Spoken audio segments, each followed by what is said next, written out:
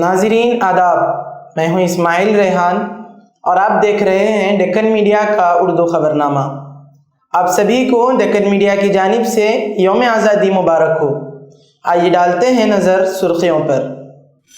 وزیر اعظم نے secular civil code کو بتایا وقت کی اہم ضرورت۔ بنگلہ دیش میں ہندوؤں اور دیگر اقلیتوں کی حفاظت پر دیا زور۔ 2047 تک ملک کو ترقی یافتہ بنانے کا عہد۔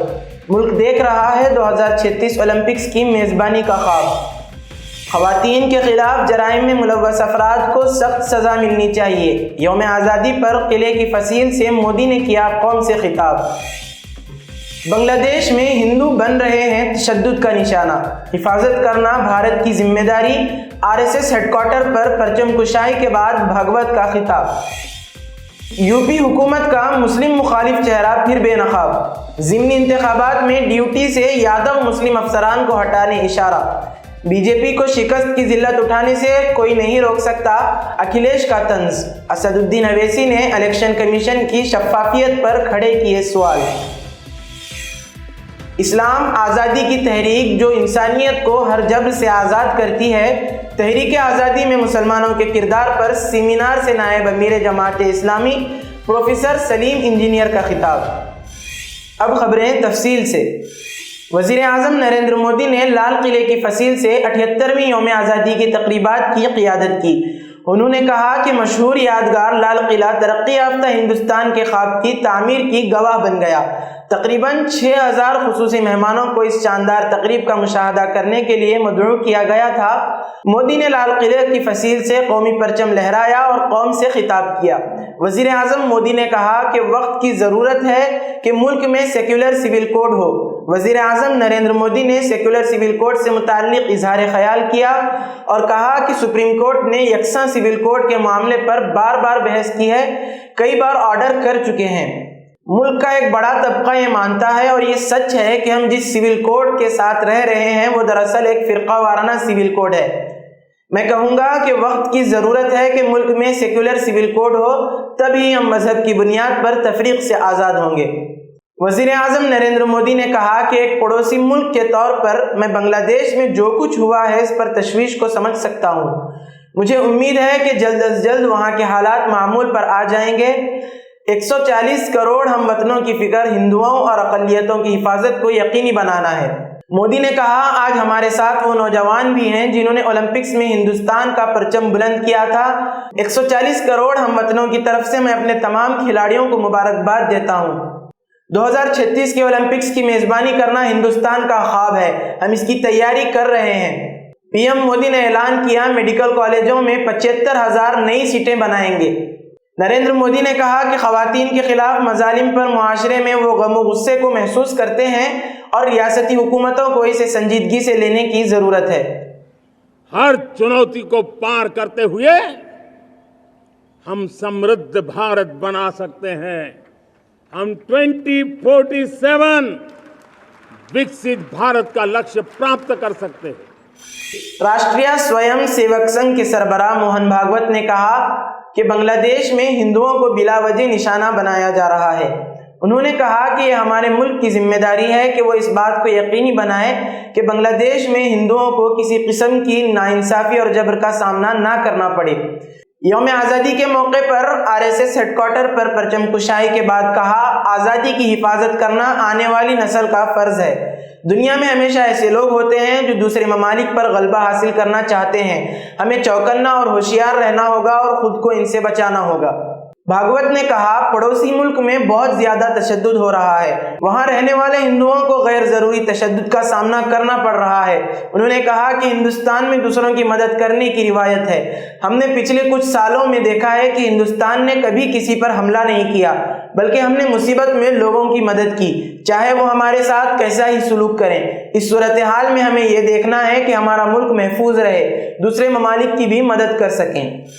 اتر پردیش کی یوگی حکومت کے عموماً ہر عوامی اور قانونی فیصلے سے مسلمانوں کے ساتھ تعصب اور امتیازی سلوک کی بو آتی ہے، خواہ وہ مجرموں کے خلاف بلڈوزرز کی کارروائی ہو، جرائم پیشہ افراد کے خلاف انکاؤنٹر کی کارروائی، اب یوگی حکومت کی جانب سے ایک اور منصوبہ بندی سامنے آ رہی ہے، جس میں یوگی حکومت پر آئندہ ہونے والے ضمنی الیکشن کے دوران مسلم اور یادو پولیس افسران کو ڈیوٹی سے ہٹانے کا الزام عائد کیا جا رہا ہے۔ رپورٹ کے مطابق یوگی حکومت یادو اور مسلم افسران کو مراد آباد کے علاوہ ضمنی انتخاب والے علاقوں سے ہٹا رہی ہے۔ بتایا جا رہا ہے کہ یوگی حکومت کا ماننا ہے کہ یادو اور مسلم افسران نے مل کر لوک سبھا انتخابات میں بی جے پی کو شکست دی ہے۔ سماجوادی پارٹی کے صدر اکھلیش یادو نے ایکس پر لکھا کہ جب عوام ضمنی انتخابات میں بھی بی جے پی کو شکست دینے کے لیے میدان میں اتری ہے، تب بی جے پی کچھ عہدیداروں کو ہٹانے کے لیے خواہ کتنا ہی حکومتی انتظامی ڈرامہ کیوں نہ کرے، انہیں کوئی نہیں روک سکتا، شکست ہی دینا ہے۔ حیدرآباد سے رکن پارلیمنٹ اسد الدین اویسی نے بھی اس رپورٹ کے حوالے سے وزیر اعلیٰ یوگی آدتیہ ناتھ پر تنقید کی ہے اور الیکشن کمیشن کی شفافیت پر سوال کھڑے کیے ہیں، اور انہوں نے الیکشن کمیشن سے منصفانہ الیکشن کی اپیل کی ہے۔ اپرادھی ہے پون یادو، دوسرا اپرادھی محمد ارباز، یہ سدبھاونا والے لوگ ہیں، یعنی سدبھاونا، اب ان کے لیے سدبھاونا ٹرین چلائیں گے، ان کے لیے بلٹ ٹرین چلے گی، چنتا مت کرو۔ نائب امیر جماعت اسلامی ہند انجینئر محمد سلیم نے کہا کہ اسلام بنیادی طور پر ایک تحریک آزادی ہے جو انسانیت کو مختلف قسم کے جبر سے آزاد کرنے کی کوشش کرتی ہے۔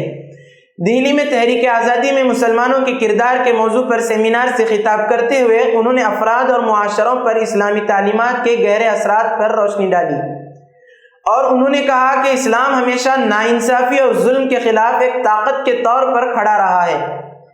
انجینئر سلیم نے نشاندہی کی کہ اسلام کا بنیادی پیغام لوگوں کو جہالت، توہم پرستی اور ہر قسم کے سماجی اور معاشی استحصال کی لعنت سے بچانا ہے۔ انہوں نے اس بات پر زور دیا کہ اسلام مظلوموں کے حقوق کا علمبردار ہے اور افراد کی ترقی اور با اختیار بنانے، ان کے وقار اور آزادی کو یقینی بنانے کے لیے ایک جامع نظام فراہم کرتا ہے۔ تلنگانہ کے چیف منسٹر نے اعلان کیا کہ حکومت رائتو بھروسہ اسکیم کے تحت ہر اہل کسان کو 15,000 روپے فی ایکڑ فراہم کرنے کے لیے پرعزم ہے۔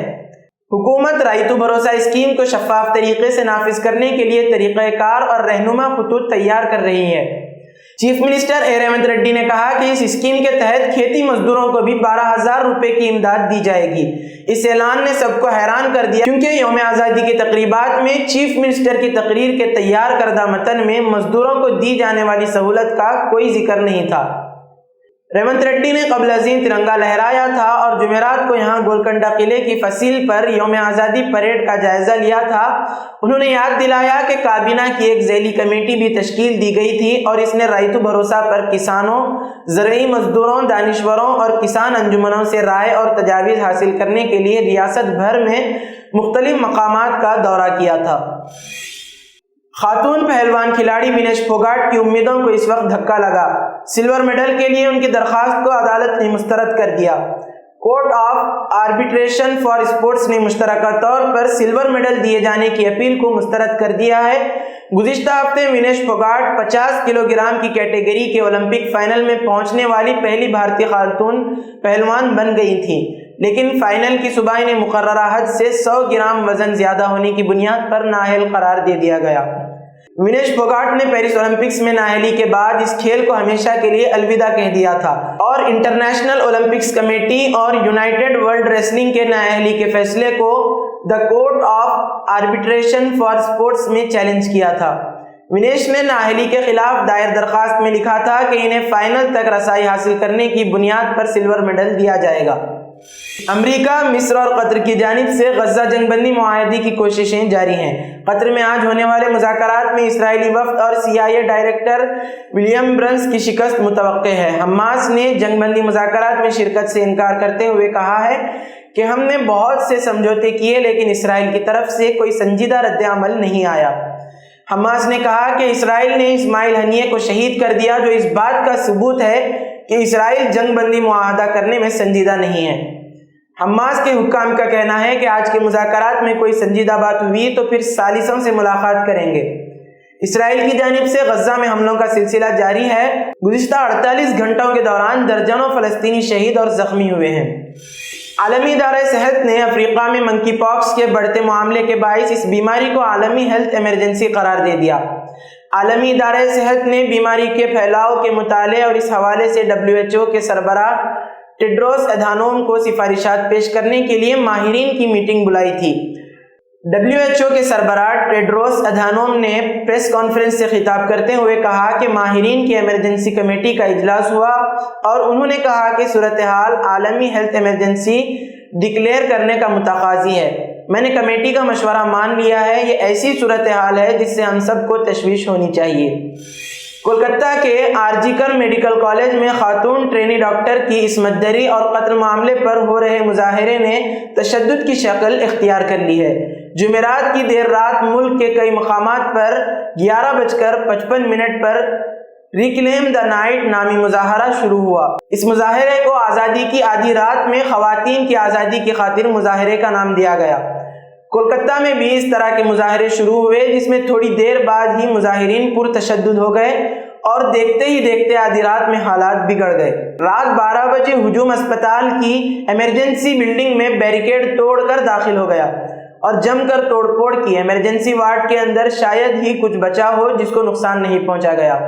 کھڑکی، بیڈ سے لے کر تمام میڈیکل آلات تک سب کچھ تہس نہس کر دیا گیا اور اسپتال میں بنے پولیس بیرک کو بھی توڑ دیا گیا۔ ڈاکٹروں کے ساتھ بھی مار پیٹ کی گئی۔ اسپتال احاطے میں جس مقام پر مظاہرین ڈاکٹر دھرنا دے رہے تھے وہاں پر بھی بدماشوں نے توڑ پھوڑ کی اور کرسیاں اور پنکھے توڑ دیے۔